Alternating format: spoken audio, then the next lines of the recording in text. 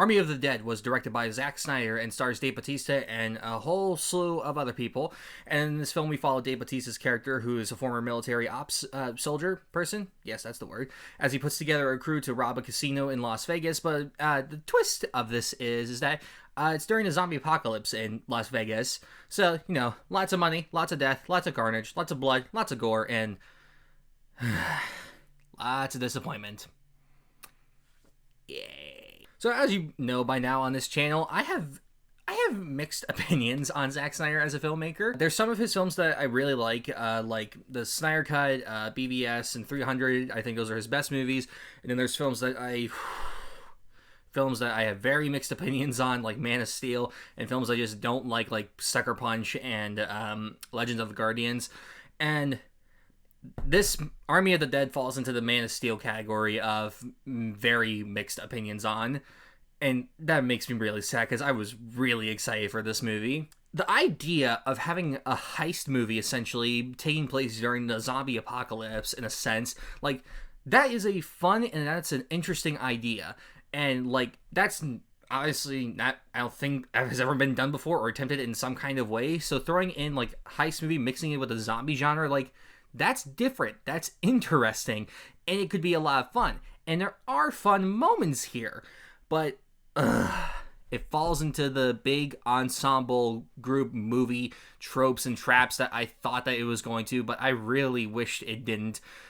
And that makes the film so much more worse. It's not a bad movie, but is a very average movie, which is really disappointing. So let's get into the positives first. The action, it's a Snyder film, so the action is going to be a lot of fun. Obviously very different from his DC movies and 300. It works though. It's a lot of fun to watch. The chaos is fun, but there's not a whole lot of it in this. This is a 2.5-hour zombie movie with not a whole lot of action. Even the third act, it's not it's not huge with action. It's weird, and I was a bit surprised by that.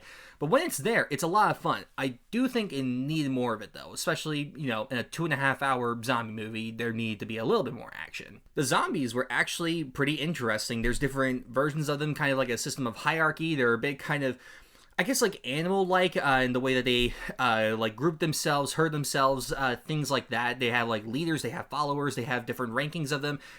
It's different, and it was interesting, and I would have loved to see if there were more varieties of them. There's even zombie animals, tigers, horses. This is the interesting stuff that I wish there was more of in this movie. But once the action gets going, they just become kind of normal. They can fight back a bit, but again, there's not a whole lot they can do aside from that. There's still the normal slow zombies. But the ones that could fight back was when the action scenes actually got interesting. But again, there wasn't enough of it. And there are some interesting ideas with the zombies, and I really don't want to give a whole lot away, but there's certain ideas that are presented that are cool, but I think that either due to poor writing or just wanting sequels, they don't explore it, and yeah, that kind of makes it a bit worse off for it, so that disappoints me. The acting from everyone was good. Dave Bautista is great as always. The rest of the cast does a great job, but I don't remember a single one of their characters. That's kind of a problem. So yeah, big ensemble movies like Independence Day, the biggest problem is you have too many characters and not enough screen time to be able to get us to understand who they are and to get us to care about them. So when people start dying, because it's a zombie movie, people are going to die, I did not care in the slightest, which sucks because this cast was great. I loved the cast and they were giving great performances, but when people died, I really didn't care. And when there's emotional moments that happen before someone dies, it's just oh no, they're dead. My heart, it has sunk. Whatever am I to do? It's for a heist movie, I wouldn't really even consider it much of a heist movie, because you know how heist movies goes. There's getting a team together, there's playing it out, and there's the actual robbery that happens, then something bad happens, third act twist, things like that. There's getting the team together and not really a planning thing, but more discussing how they're going to get in and get out. And then after that, it's not really a heist movie anymore, which is like really disappointing because like it could have been really fun for them to just think that like it's just like they're normal like slow zombies, they're nothing, we can easily handle this, we're like military, we know what we're doing, and like have a whole plan figured out based on that kind of idea and how easy it's going to be for them. But we don't get that. It's just, this is where we go in, this is how we break open the safe, and this is how we get out. Bing bang boom, it's all good. And when you don't have that part of it, and we don't actually see like the heist like going well and things like that, it's not as fun or as interesting to watch. And throwing it into the zombie genre could have opened up a lot of cool and different opportunities, but they don't ever act on it. So it's not really a heist movie, just more like people want to grab some money, they're in Vegas, and they're zombies. That's kind of what it is, which is disappointing. I'm saying that a lot in this movie, but yeah, this is a disappointing movie. There is a lot of sequel baiting in this movie, or I don't spin off like baiting, because like I think it's a prequel movie that's already been filmed. I can't say for sure if it's a prequel or not. There's an anime series, and who knows what else is going to spawn off from this, but a lot of it leaves too many loose ends open, or like doesn't explain certain things, or just kind of leaves things like entirely, just forgets about them, despite them kind of being a big thing for certain characters. And it's just like, why can't we have a complete full story without having to sequel bait everything? Like, you can find a way to explain it in the sequel, like how this certain thing happened, but no, we have to like leave this movie open-ended and not finish like the story or character arcs and things like that because we want to make a franchise out of this. And that's not a good way to do a movie. This is like the same thing that happened with Alita Battle Angel. By the end, it sequel baits the hell out of it and like leaves like, doesn't really tell a full story with full character arcs and things like that because of how open-ended it leaves it. And here it does some similar stuff.